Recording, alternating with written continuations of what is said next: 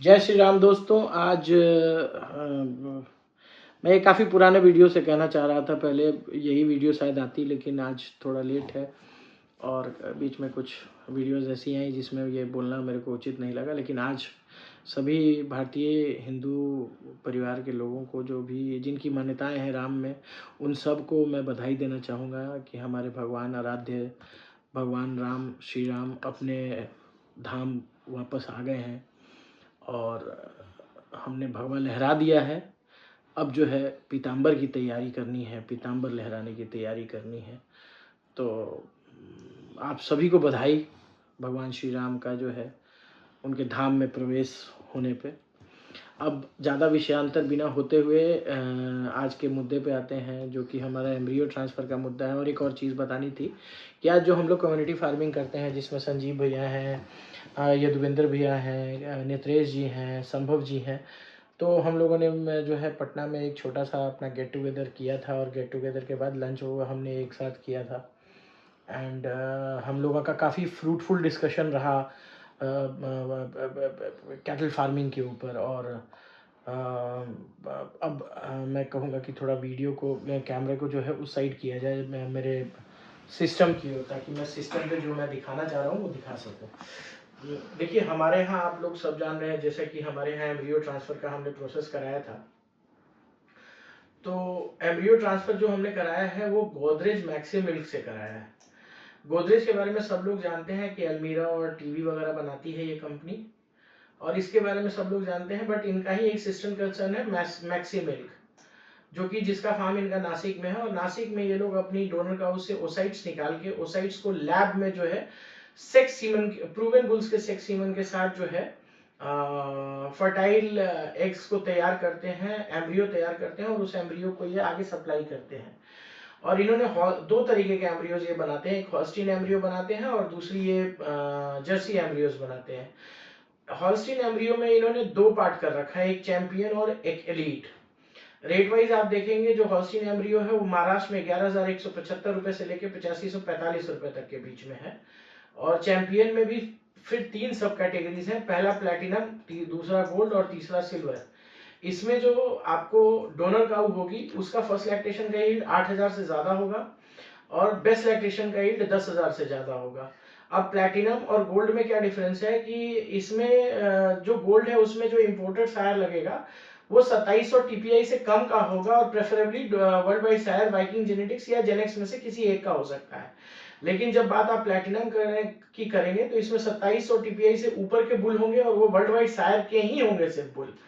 और वही जो सिल्वर है, सिल्वर में अपना आपको डोमेस्टिक सायर्स मिलेंगे, जिसमें बायफ का, एनडीडीबी का, सैग का और अमूल, यूएलडीबी, ये 4-5 कंपनियां हैं जिसके ये लोग सायर से सिल्वर वाला सब कैटेगरी का जो है आपका एम्ब्रियो बना के देंगे। वहीं एलीट में फिर क्या है कि एलीट में जो डोनर काउ होगी वो 7,000 लीटर से 8,000 लीटर के बीच में फर्स्ट लैक्टेशन में करेगी, और जो उसका बेस्ट लैक्टेशन होगा वो 9,000 से 9,999 तक का होगा। और डोनर का वो प्लेटिनम, गोल्ड और सिल्वर में तीनों होगी। सिर्फ डिफरेंस यहाँ आएगा, एम्ब्रियो सायर में डिफरेंस आ जाएगा कि जो प्लेटिनम है उसमें 2700 टीपीआई से ज्यादा का बुल मिलेगा, सिर्फ वर्ल्ड वाइड सायर का बुल मिलेगा। जो गोल्ड होगा उसमें 2700 टीपीआई से कम का मिलेगा, उसमें 3 कंपनियां आएंगी, World Wide Sire, Viking Genetics और जेनेक्स। और जो सिल्वर कैटेगरी है उसमें बायफ, एनडीटीबी, सैग, अमूल और यूएलबीटीबी का होगा। अच्छा, गोदरेज में आपको एबीएस का ऑप्शन नहीं है, एबीएस के बुल्स गोदरेज यूज नहीं करते हैं, उनके हिसाब से वो बुल सूटेबल नहीं है एम्ब्रियो ट्रांसफर के। अब आ जाइए जर्सी में, तो जर्सी में जो देते हैं इसमें भी सिर्फ दो ही कैटेगरी है, दो कैटेगरी है, एक चैंपियन एक एलीट। चैंपियन में आपका प्लेटिनम है और गोल्ड है, एलीट में भी प्लेटिनम और गोल्ड है। तो जो प्लेटिनम और गोल्ड चैंपियन में है उसमें जो डोनर काउ है उसका फर्स्ट लैक्टेशन का 6,000 लीटर से ज्यादा दूध रहेगा और बेस्ट लैक्टेशन का 9,000 लीटर से ज्यादा दूध रहेगा। तीनों ही, दोनों ही इसमें इसमें भी पहला एक इंपोर्टेड सायर है, दूसरा डोमेस्टिक सायर है। तो इंपोर्टेड सायर में आपको वर्ल्ड वाइड सायर का, वाइकिंग जेनेटिक्स या जेनेक्स का मिलेगा, और डोमेस्टिक में बायफ, एनडीटीबी, सैग, अमूल या यूएलडीबी का मिलेगा। उसी तरह एलीट में 5,000 से 5,999 का फर्स्ट लैक्टेशन और बेस्ट लैक्टेशन 7,000 से 8,999 का मिलेगा। और इंपोर्टेड सायर लगा होगा जो आपका प्लेटिनम है उसमें, World Wide Sire Viking Genetics और जेनेक्स का, और डोमेस्टिक में बायफ, एनडीटीवी, सैग, अमूल और यूएलडीबी का। और ये रेट चार्ट है, ये जो रेट चार्ट है ये एक्स महाराष्ट्र है। अच्छा, महाराष्ट्र के बाहर का क्या रेट है? तो महाराष्ट्र के बाहर का रेट ये है, हमारे यहाँ जो लगा हुआ है वो ये वाला लगा हुआ है 12,975 वाला हॉलस्टीन में। हमने 12,975 का चयन किया था। वर्ल्ड वाइड शायर का हमारे यहाँ जो दो बुल आया है वो एक ऑर्बिट और दूसरा बेंजोपी, और जो हमारे पास जर्सी में आया है वो वीजे नेपाली है। तो नेपाली का रिकॉर्ड, नेपाली, क्रोम और फ्रिंज 3 ऑप्शन था जिसमें से हमने नेपाली चूज किया था, क्योंकि वाइकिंग जेनेटिक्स के जो जर्सी बुल्स हैं वो वर्ल्ड वाइड शायर के जर्सी बुल से बेहतर परफॉर्म करते हैं। और Viking genetics is only known for Jersey bulls only. और ये प्राइस है, तो हमने ये पूरा प्राइस लिस्ट आप देख सकते हैं जो महाराष्ट्र के बाहर का है, कि एक इंपोर्टेड एक एम्ब्रियो जो है वो आपको 12,975 रुपए का पड़ेगा मैक्सिमम, और मिनिमम 10,345 रुपए का पड़ेगा हॉलस्टीन का, और जर्सी का 13,540 रुपए का पड़ेगा, और जो सबसे सस्ता पड़ेगा वो 10,935 रुपए का पड़ेगा। अब आ जाते हैं कि शर्तें क्या है। ये जो है the prices are inclusive of all cost including taxes and cess, मतलब इसमें सब कुछ कवर है, आना जाना, उनका एम्ब्रियो ट्रांसफर करना, ये सब कुछ। और ये all prices are as per successful embryo transfer basis only. Embryo transfer successful, आपकी गाय प्रेग्नेंट होगी नहीं होगी इसका ये सर नहीं दे रहे हैं, सिर्फ एम्ब्रियो ट्रांसफर का दे रहे हैं। और जो इनका हिट रेट है वो काउज में 35 to 45% है, और जो हीफर्स है उसमें 60% to 80% है। All embryo will be sexed unless requested by the customer a month in advance, मतलब एम्ब्रियो जो है वो सेक्स्ड ही होंगे अगर आपने बताया नहीं होगा कि नहीं मुझे नॉर्मल एम्ब्रियो चाहिए। All embryo will be fresh frozen transfers, मतलब उसमें फ्रेश भी हो सकता है या फ्रोजन भी हो सकता है। मिनिमम रिक्वेस्ट, मतलब महाराष्ट्र के अंदर कोई कस्टमर करा रहा है तो 15 रिसिपिएंट चाहिए, और अगर 2 कस्टमर करा रहे हैं तो 20 रेसिपिएंट चाहिए, और 10 से 15 किलोमीटर के रेडियस में चाहिए। The potential is based on proven and predicted by software and current lactation parents average. The calf born from embryo process may not exploit genetically milk potential due to improper, अगर आप उसका खान पान अच्छा नहीं करेंगे तो उसका परफॉर्मेंस सेम रहे, ये जरूरी नहीं है। ये सारी चीजें हैं डिटेल जो आपको जाननी चाहिए। अब आ जाइए characteristic of the recipient animals, क्या कैरेक्टरिस्टिक होना चाहिए। पहला समझ लीजिए, जो जानवर है वो सुटेबल होना चाहिए प्रेगनेंसी, मतलब कंसीव करने के लिए। उसका साइक्लिक जो है मैच्योर साइक्लिक एनिमल, मतलब हर 21 दिन पे वो हीट में आ रही होनी चाहिए। Free of problem as a result of previous pregnancies, पुराने प्रेगनेंसी मतलब जैसे झेर अटकना और इस सब तरीके की समस्या की अगर गाय है तो उसमें नहीं कराए तो ज्यादा बेहतर है। In a good state of nutrition, मतलब अच्छे न्यूट्रिशनल स्टेट में होनी चाहिए। प्रेफरेबली गेनिंग वेट, मतलब प्रेफर करते हैं लोग हीफर को। बॉडी कंडीशन स्कोर जो है वो 3 से 4 के बीच में होना चाहिए, और 300 किलो से ऊपर का बॉडी वेट होना चाहिए। और must be under health herd health program particularly for brucellosis, trichomoniasis and other abortifacients. ये जो है ये मैंने कल की वीडियो में भी आपको ब्रुसेलोसिस के बारे में बताया है, और आज भी मैं बता रहा हूं कि जो भी बच्चियां मेरी रिसिपिएंट्स हैं उसको मैंने ब्रुसेला कॉटन का वैक्सीन लगा रखा है, इसलिए हम लोग इतना महंगा एम्ब्रियो खरीद के लगा रहे हैं।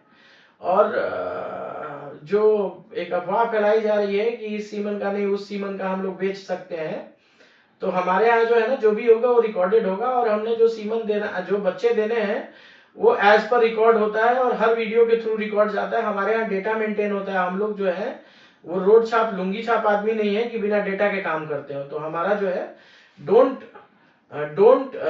गेट अस, मतलब डोंट थिंक कि हम लोग जो है लुंगी छाप है और लुंगी छाप वाला काम कर रहे हैं। तो वो रोड साइड रोमियोज नहीं है हम लोग, क्योंकि हमारा परफॉर्मेंस किसी भी तरीके से आप ये कर सके। Recipient shouldn't be repeat breeders, ये बहुत बड़ा इंपॉर्टेंट चीज है कि जो रेसिपिएंट है वो रिपीट ब्रीडर नहीं होना चाहिए। A simple permanent means of easily identifying each animal, मतलब आपकी गायों की टैगिंग हुई होनी चाहिए। अब आ जाइए सिंक्रोनाइजेशन प्रोटोकॉल पे। सबसे पहले आपको जो है डे 1 को लगेगा प्रोस्टाग्लैंडिन, PGF2 इंजेक्शन 2 ml इंट्रामेस्क्यूलर।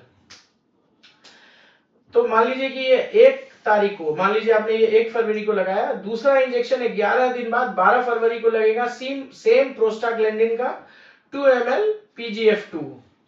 उसके बाद आपको हीट डिटेक्शन करना है बाची गाय के बिहेवियर को देखते हुए अगले 2 दिन तक, और उसके 7 दिन बाद जो है एम्ब्रियो ट्रांसफर होगा आपके यहाँ हीट डिटेक्शन के। तो ये टोटल जानकारी थी जो कि मैं आपको दिया आज गोदरेज मैक्सिमल के एम्ब्रियो ट्रांसफर का, जो मेरे यहाँ हो रहा है, और जो मेरे फार्म पे होता है उसी तरीके की इंफॉर्मेशन मैं आपको इधर दिखा दो। जो भी मेरे फार्म पे होता है मैं उसी तरीके की आपको जानकारी देता हूँ। ऐसा नहीं है कि हम लोग फार्म के बाहर की जानकारी आपको देते हैं। हमारी एक कम्युनिटी भी है जिसके बारे में फिर अगली वीडियोस में हम लोग ये करेंगे। ये देखिए हमारी कम्युनिटी है माँ डेयरी फीड्स बापसा बिहार। ये बापसा बिहार जो है ये हम लोग के समिति या संघ का नाम है, जिसमें अभी जो जिले जुड़े हुए हैं वो सिवान है, गोपालगंज है, मुजफ्फरपुर है, और मोतिहारी है, और मधुबनी है। अभी 5 और हाजीपुर है, सॉरी समस्तीपुर है। तो अभी 6 जिले एक साथ काम कर रहे हैं। हम लोग आज से 1 साल पहले काम करना शुरू किए थे, जब पहली बार हम लोगों ने कम्युनिटी फार्मिंग के तहत हमने और संजीव जी, इधर दिखा दो जरा, ये देखिए माँ डेयरी फीड्स बापसा बिहार। तो बापसा जो है हमारी कम्युनिटी का नाम है, जिसके जो मतलब शुरुआती मेंबर्स में हम लोग रहे हैं, संजीव जी और मैं, और बाकी मेंबर्स भी हैं। तो हमारे यहाँ ये नहीं है कि 2 ही लोग हैं, 3 लोग हैं, जो कि मतलब ये मतलब हर एक आदमी कम्युनिटी फार्मिंग में अपना सहयोग जो दे सकता है देता है। और इस ग्रुप में भी काफी सारे लोग हैं। आप जो मेंबर्स हैं वो गौरव जी हैं बहुवारा से, जो कि समस्तीपुर से हैं, सिवान से मनोज जी हैं, मोतिहारी से राजीव रंजन जी हैं, और इसी तरीके से करते हुए काफी सारे और सदस्य हैं। राजीव रंजन जी हो गए, उसके बाद अविनाश जी हैं, श्याम जी हैं, गोविंद जी हैं। तो ये सब लोग हमारे साथ, ये जो हमारा कम्युनिटी है ये मेनली कम्युनिटी वर्क करता है, जो हम लोग फीड प्रोक्योर करते हैं। तो इसमें क्या है कि फीड का रेट हम लोग को सुधीर जी जो है जब देते हैं तो सारे फार्मर्स के लिए एक होता है। ये नहीं होता है कि एक में बिचौलिया बीच में है, मतलब मैंने उससे माल खरीदा, अपना प्रॉफिट रखा, फिर आपको 5% 10% दिया, और मतलब आगे माल सप्लाई का नहीं। आप डायरेक्टली जो है फीड मिलर से फीड खरीदते हैं, और उस फीड को जो है आप अपना मतलब यूज करते हैं। तो मतलब उसमें बीच में कोई पार्टी नहीं होता, डायरेक्ट आप डील करते हैं उनसे। ये सिर्फ ये होता है कि कम्युनिटी फार्मिंग से कि कितने लोग ले रहे हैं। वो देखिए 40 मीट्रिक टन हम लोग पहुंच गए। गोविंद जी का 100 है, संजीव जी का 180 है, अविनय जी का 70 है, श्याम जी का 60 है, मेरा 210 है, गौरव जी का 132 है, अरविंद जी का 40 है, 50 है, जयप्रकाश जी का 22 है। 40 मीट्रिक टन था, जो कि बढ़ करके बाद में जब हम लोग फाइनली क्लोज किए तो 50 MT का हुआ। और देखिए अभी ये देखिए रेट आ जाता है हर महीने के अंतिम 6 दिन में रेट आ जाता है हम लोग को। जैसे अभी ये देखिए ये सुधीर भैया ने रेट डाल दिया, और इसी रेट के हिसाब से हम लोग अपना परचेजिंग का ऑर्डर बना लेते हैं, और ऑर्डर बना करके डाल देते हैं। और फिर ये देखिए ये rates are ex factory Barabanki. फिर यहाँ से जितनी दूरी पे फीड जाता है उतना जो है भाड़ा लगता है, और यही हम लोग को पे करके पहुंच जाता है। जैसे मान लीजिए किसी का 10 या 20 या 30 बैग है, तो लोग जो बड़ा पॉइंट होता है, जैसे मेरा हो गया, संजीव जी का हो गया, श्याम भैया का हो गया, तो हम लोग का जो है बड़ा पॉइंट है जहाँ पे ज्यादा अनलोडिंग होता है। तो वहां से फिर आप 30 बैग का अपना छोटा सा पिकअप मंगा करके वहां से आप अपना कलेक्ट कर सकते हैं। तो ये एक एफर्ट है जहां मतलब अभी हम लोग बहुत ज्यादा फार्मर्स तो नहीं है, 15-20 फार्मर्स हैं जो इस तरीके से फीड को जो है मंगा रहे हैं। और अदर चीज में भी जैसे वर्ल्ड वाइड शायर का भी सीमन हम लोग डायरेक्ट अनिल बेरी से डील करते हैं। तो अनिल बेरी साहब से हम लोग डायरेक्टली मंगाते हैं, तो हम लोग सबका वो एक साथ भेज देते हैं। और ये देखिए अनिल बेरी साहब से भी हम लोगों की बातचीत होती रहती है। और ये अभी इसमें क्या नहीं दिखा रहा है, एक सेकेंड।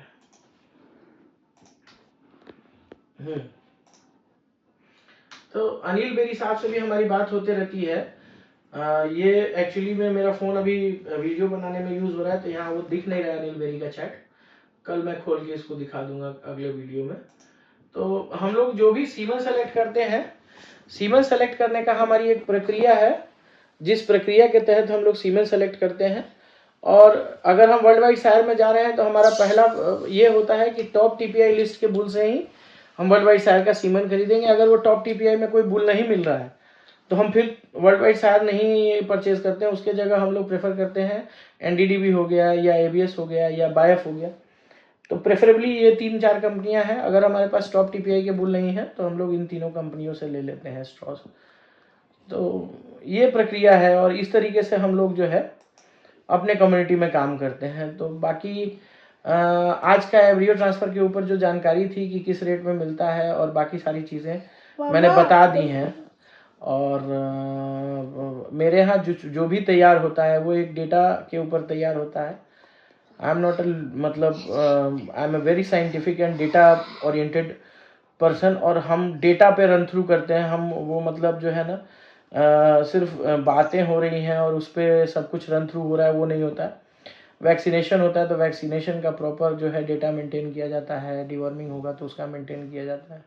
जो बछड़ियाँ आ रही हैं उनका हिस्सा मेंटेन किया जाता है कि किस बुल से वो आ रही हैं, ताकि हम देखिए कोई भी चीज़ है ना साइंस पे काम करता है। और अब जब आप डेटा कलेक्टिवली कलेक्ट कर लेते हैं तो उस डेटा को आगे की रिसर्च एंड डेवलपमेंट R&D के लिए उसका यूज़ होता है।